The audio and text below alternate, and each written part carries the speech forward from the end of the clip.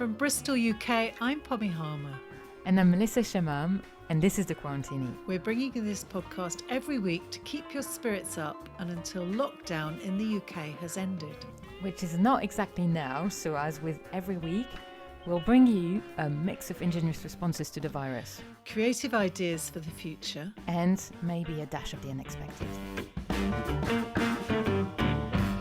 Welcome to the 6th episode of the Quarantini podcast. 6th episode already, Pommy. Wow. We've been delivering this cocktail of positive responsive to the current crisis for more than a month and a half now. Yeah, so we thought we should celebrate this with a glass of champagne. Yeah, it's in order. Champagne Quarantini. It's absolutely in order. Obviously, we hope it's been useful so far. And we can say that a lot has changed already, hasn't it? How has it been for you, Pommy? Well, we're now alert, aren't we? Aren't we very much alert now, aren't we? Especially now that we've been drinking that champagne. Yes, absolutely. I don't know what's changed really. I suppose I've been walking more because we're allowed further out, aren't we? So I've walked a few miles. I've been up in the Cotswolds. I've been round by the Severn, and we've had fantastic weather. And I'm still obviously producing for Ujima Radio and doing some online training this week. Excitingly, I did something called infographics training, making beautiful charts and diagrams to tell stories. It's a wonderful combination. I love it, right? A bit of nature, a bit of radio, and a bit of tech. Yeah, perfect life, really. Well, congratulations for that. As you know, I've been a journalist for years, but that's my first year teaching journalism, so it's been quite of a challenge. We had tons of Zoom meetings, but finally we are at this stage where most of the students have submitted, so I'm really proud of them. A few will have to reseat, I guess, but most of them, they've completed their assessment or they're completing them now. I've already marked a lot of essays myself, so I've been sleepwalking, reading essays from 10 a.m. to too late at night, and then, dreaming about the essays and waking up in the middle of the night. But I think we're all quite happy. I think it's one of the jobs that gives a meaning, right? We're really trying to get there to, especially for the ones who are like on their third year. They won't have a normal celebration, won't they? They won't have as much champagne as you and I. No. So we need to compensate and send our congratulations as much as we can. Well, congratulations to them and to you, Melissa, for doing all that marking. Oh, thank you. So what have we got coming up in the show today? As part of the usual, we're going to have an interview. And this week, I've talked to Sam Sayer. You'll see she's a fellow podcaster. And she's the one who's produced Our Street is Locked Down. Oh, yes. So we're going to see what she's learned from that. So that's about a street in Bristol, isn't it? Yes, she's been interviewing her neighbours that she knows quite well. So it's a very interesting piece of investigation in proper local history now. And as usual, the mixer part of the show will include a roundup of exciting responses to coronavirus. And for the dash of something exciting, we've got some music for you. You'll see it's a bit unusual. We're going to start with this.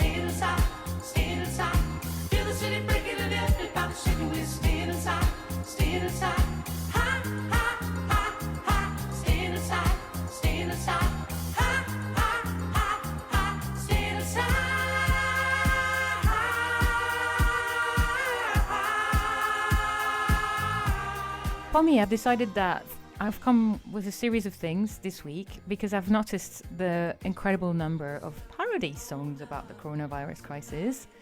And some of them are hilariously funny. So I just wanted to share a couple of clips with you, if that's okay. That's great. I think there's been a lot of creative changing of lyrics, hasn't there? Definitely. A lot of wording magic in there.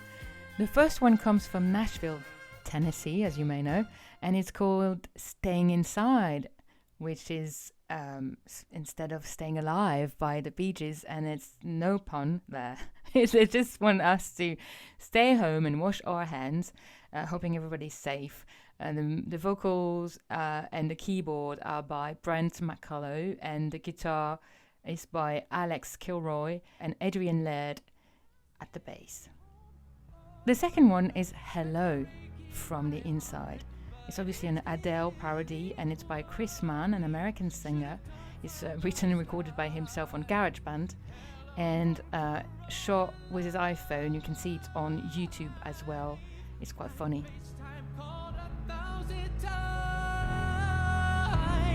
To show you I'm sitting right here on the couch. What's the point of putting on pants anyhow anymore?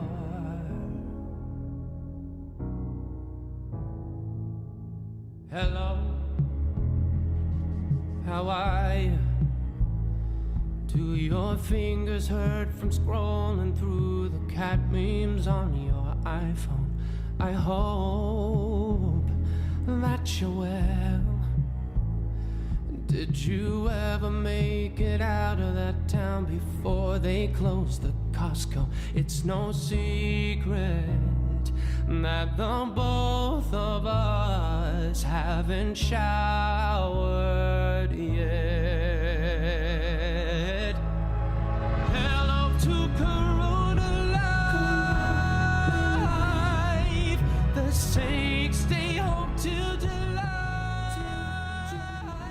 Jesus Christ. So that was a parody on Adele's song Hello, and it was by Chris Mann. The next one is a set of New Zealand mums who've made a fantastic parody on Mamma Mia.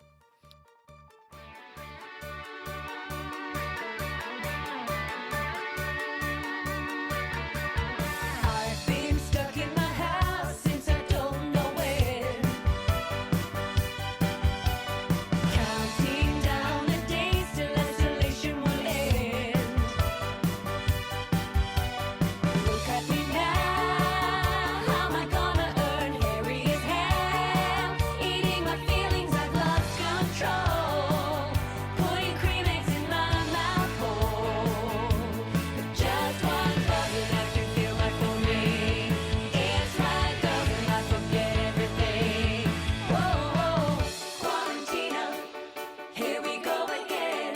High fives, how I must resist you. Quarantini, does it show my friends, my, just how much I miss you? Yes, we feel broken hearted when germs make us feel outsmarted. Why won't this virus ever go? Quarantini, now I really know just why lockdown is the way to go.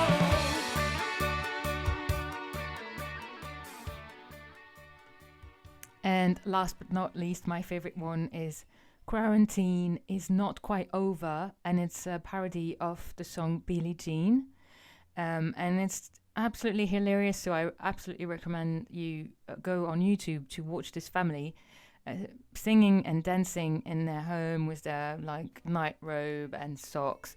They're called the Holderness family, and so it's Quarantine is Not Quite Over, a Billie Jean parody. It's quite easy to find. Enjoy. Until 2021.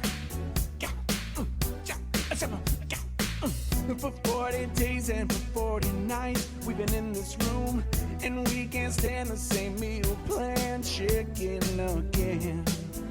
On the edge, on the verge, breaking down. Yeah, we've given up most nights and just microwave these bagel bites. Bagel bites!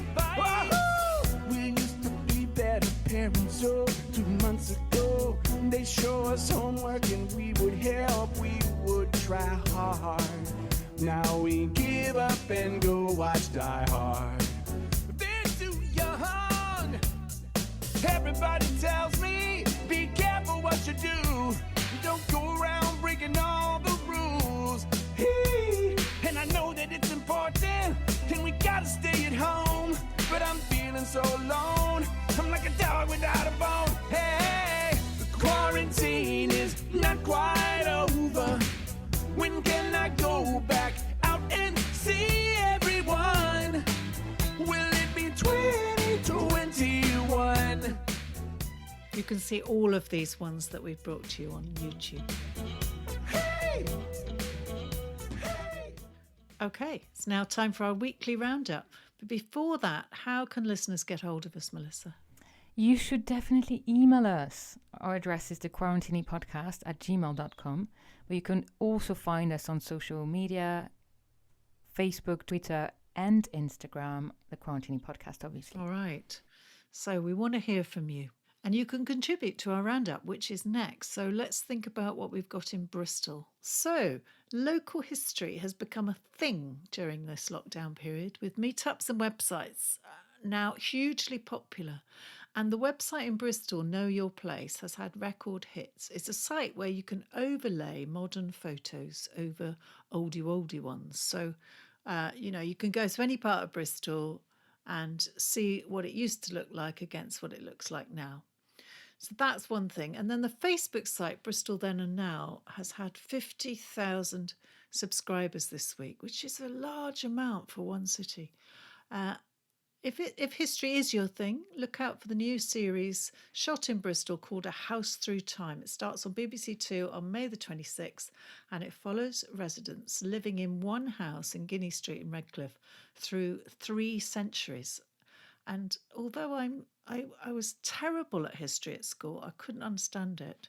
I really think I will watch that. Sounds great. I'm really, really looking forward to this program. I loved history. That was my favorite topic at school, so we're very complimentary there, Pommy. Yes. You know all the history, and I know nothing. I think it's a bit exaggerated to put it like that. But I'm definitely interested, and you're learning differently, I guess, right? You're interested through that show, and I'm really looking forward to this. It's by David Olusiga, who's a famous historian and columnist who moved to Bristol a few years ago from London. So it's quite an honour to have him with us here in Bristol. Yeah. Okay, what have you got? Another good news from Bristol is that, finally the mayor and the city council have announced some plans to pedestrianise the historic centre during the lockdown, actually quite recently, just a couple of days ago. So the mayor has finally seen, this time as a good time to change travel habits and revitalise the city. You can read an article in length about this in The Guardian, but basically there's a scheme to turn part of the historic centre into that pedestrian zone that is around, basically St Nicholas Market. And some of the streets are already pedestrian, but there will be more. And so the whole of the area might be free from traffic in a couple of months. It's exciting, isn't it, for us? It's really exciting. Walkers and cyclists. It's really exciting. It's something that a lot of people in Bristol have wanted for a long time, but I think the car drivers are quite powerful in their persuasion to keep the city open for drivers. Meanwhile, in the rest of the country, we also have a lot of good news that concerns us or British resident. One is you can adopt a grandparent now. To help fight against loneliness during the coronavirus crisis, obviously, there is a virtual volunteer program meant to help lonely seniors, many of whom must obviously remain physically distant and have absolutely no visits. So the Adopt a Grandparent campaign was created by CHD Living. It's a nursing home company with 13 different locations in and around London. And they said, we launched our Adopt a Grandparent campaign to bring a sense of comfort to young people and the elderly who may not have their own grandchildren, or the children who might have no grandparent of their own. So then the aim is to create long-lasting intergenerational friendships. And I think there's been a lot of issue discussed around that, and all studies shows that it has a wonderfully positive effect. So if you want to join, go on their website. It's chdliving.co.uk/adoptgrandparent. That's a great idea, isn't it? What a wonderful thing to do. I'll do that definitely. I'm not a child, but I'm a child in my heart. Yeah, you are. So, Melissa, do you like theatre? Are you missing it? I love theatre, and I never thought I would do that, but I've been glued to YouTube to wait for the National Theatre to share their latest. Well, you're in luck now because 50 free monologues have just gone up on YouTube with actors including the likes of Ian McCollough, Derek Jacobi, Francis Barber, Elaine Page, Leslie Manville and Sanjeev Bhaskar all taking part. And they're doing it as a fundraiser for the Equity Benevolent Fund. So search for it on YouTube, find them and watch them. And if you feel like donating, then do that as well. They're all between 2 and 5 minutes, and the ones I've seen have been fantastic. Wow, I'm really looking forward to that as well. Thank you, Pommy. And finally, for the UK, one good mention is that the Scottish Parliament has voted this week to block companies based in tax havens from receiving any of the millions of pounds of coronavirus relief funding. It's an emergency legislation, but I think it's absolutely the way forward. So the Scottish MPs have approved that measure on Wednesday last week at 9, thanks to the help of the Scottish Greens. And it now prohibits firms or individuals who are not paying any taxes or registered in tax havens of getting any of the public money from the support grants around this crisis. And I think, it's inevitable. That makes so much sense. All right, so we've done Bristol, we've done the UK. What have we got from around the world? I wanted to mention that in the United States of America, since April, you have a group of 14 nurses and 7 doctors from one institution who are helping the people in the Navarro Reservation. Okay. Their residents are facing a high level of infections with the coronavirus crisis, with the disease. So this group has been coordinated by the existing UCSF health initiatives, and they work with impoverished and vulnerable communities in different places. But this measure is to help the Navarro, and their statement has been, we seek to embody solidarity and to contribute to the movement for global health equity led by the communities themselves. Okay, that's a good idea, isn't it? Now, we've covered drones before, but this time it's a company in Ireland diverting its deliveries of takeaways to students and instead delivering emergency supplies to isolated older people. So they're picking things up from pharmacies and taking them to specific addresses, dropping them in the front gardens. What about that? Oh, that's really lovely. I'm sure it's really helpful. Finally, Pommy, do you like love stories? Always love a good love story. So the BBC has reported about one lovely couple. I don't know if anyone has seen that, but I thought it was worth a mention. They just met from across their balconies while they stayed at home. They didn't go out during this lockdown, and they were just glancing at each other, sending a little waves, and then they're starting, meeting regularly from each one's balcony. And you know what, Pommy? If you think of Romeo and Juliet, well, Yeah. this story actually happened in Verona, in Italy, the very city where the famous love story was written about by Shakespeare. So that's quite lovely. They're called Paola Agnelli and Michele Dalpaus.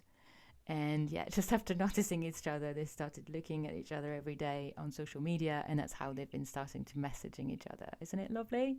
So they haven't actually met yet. They're just waiting now to get their real first date in person, but they've been chatting, getting enamored. Sometimes it's the best part of dating, before when everyone is so into you, so polite, and they give so much, and you idolize them a little. Been there? We've all been there. Oh, well, that's a lovely story. And now it's time for our interview. And now this is your week, Melissa. So who did you talk to? I've been willing to talk to Sam Sayer. We mentioned her a couple of weeks ago. She's a podcast producer. She works with charities as well. She's the founder of Bridges for Communities and the project managers of B.Friend, which is training volunteers to befriend people who are isolated, but also asylum seekers and refugees. And she's always been dreaming of doing radio. So when the lockdown happened, she started that podcast, Our Street is Locked Down, about 5 of the household of her street in a location in Bristol that could be some sort of different street at the same time. There's, she's kind of been trying to different sort of family, some of them having children, some of them not. And so we follow for 7 episodes Matt, Anya, Steve, Bernie, John, Iris, Flat, and Magda, and herself. And it's a very well produced podcast where we can, everyone has contributed with a great sort of recording themselves. And we've been discussing with Sam how much you think they all have learned from this. The lockdown persists in week 7. Change is a-coming, but with an announcement from Boris imminent, our neighbours can only guess at what lies ahead. In the meantime, Fletch and his household, including the dog, are having haircuts. Fletcher's new do isn't quite what he was expecting. John and wife Bernie have been up to Bristol Airport to get tested for COVID-19. John takes us through the process and gives us the result.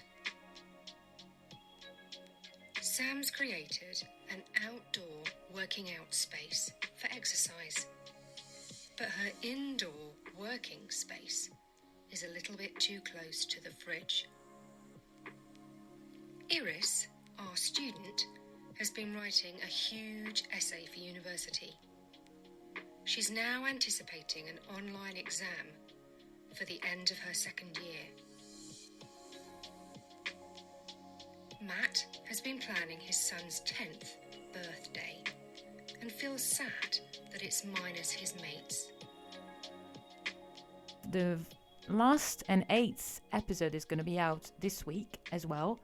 And then from there, she's going to move on to another series. But it's really, really worth going back to the entire series from scratch, because we're still in lockdown, obviously, and you grow with them and you see what they're going through. And she's not stopped her thoughts about what's difficult as well. They've been trying to address the hard moments as much as the upbeat moments. So it's a really good accomplishment. Here is Sam. Well, I'd been looking for ages at starting my own podcast, and when lockdown happened, kind of the idea sort of fell into my lap in a way. I think I'd gone for a run, and often ideas happen when I'm running. Yeah, I thought, why don't I try that? And why don't I ask the neighbours? Because we're quite a friendly street. So that's kind of how it emerged, really. So you already knew them quite well, so you could imagine a few stories or the challenges that each family would have that would be different.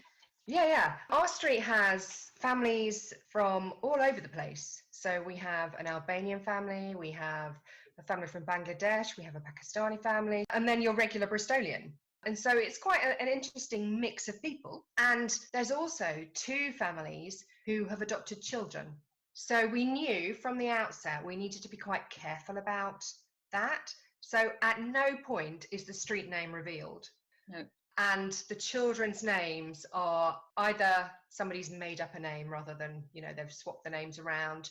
But people do talk about the number of the house that they come from. But we had to be sensitive to that. But I knew that my neighbours would probably go for it because they're quite a quirky bunch. There's some musicians, there's a filmmaker, there's a teacher, there's kind of a really nice mix of people.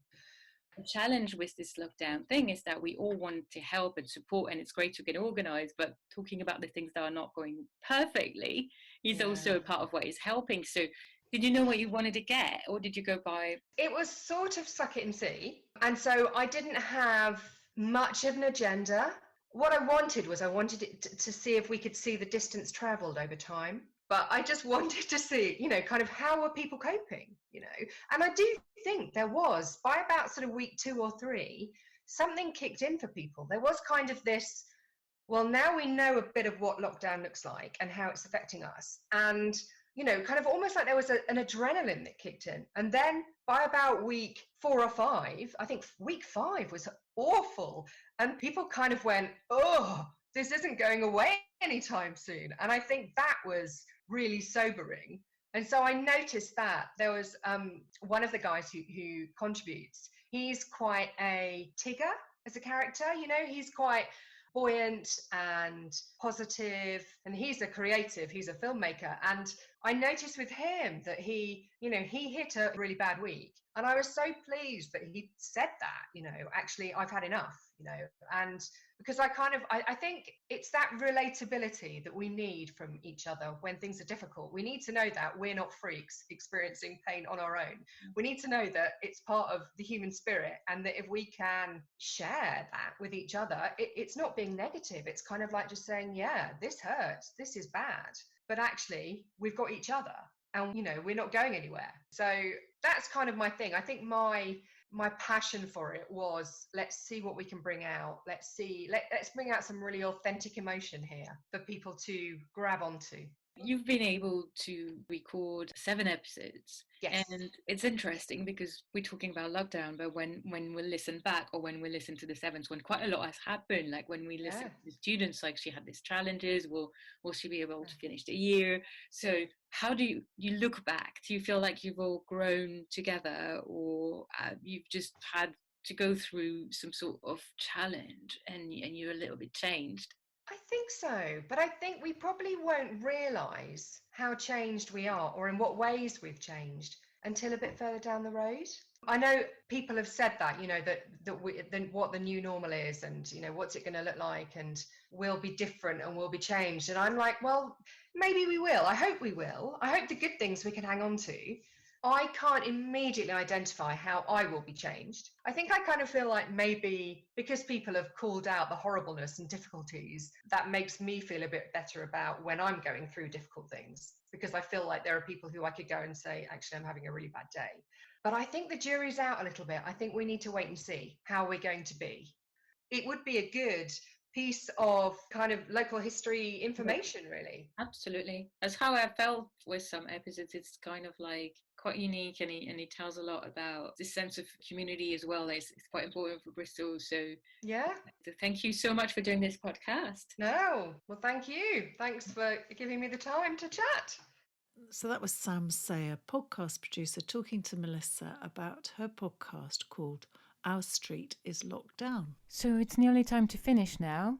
But before we go... Yes, before we go, we have something very special for you. Everyone has been talking about how much more we're all hearing the birds at the moment. So we thought, why not bring you all the dawn chorus? It happens at 4 o'clock in the morning, so not many of us are awake then listening to it. So here it is in its full glory.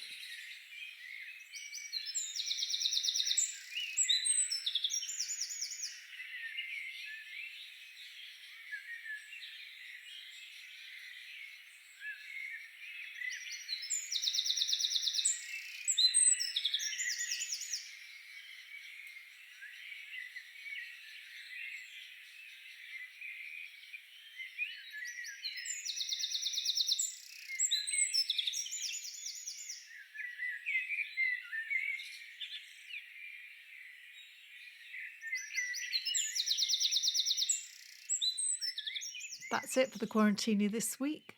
We'll be back next week with a new cocktail of ideas and positive news for you all. In the meantime, we'd really love to hear from you, so don't hesitate and get hold of us by emailing us at thequarantinipodcast@gmail.com. We're also on Facebook, Twitter and Instagram. This podcast was hosted by me, Melissa Chemam, and was hosted and produced by me, Pommy Harmar. Thanks for listening. And stay safe.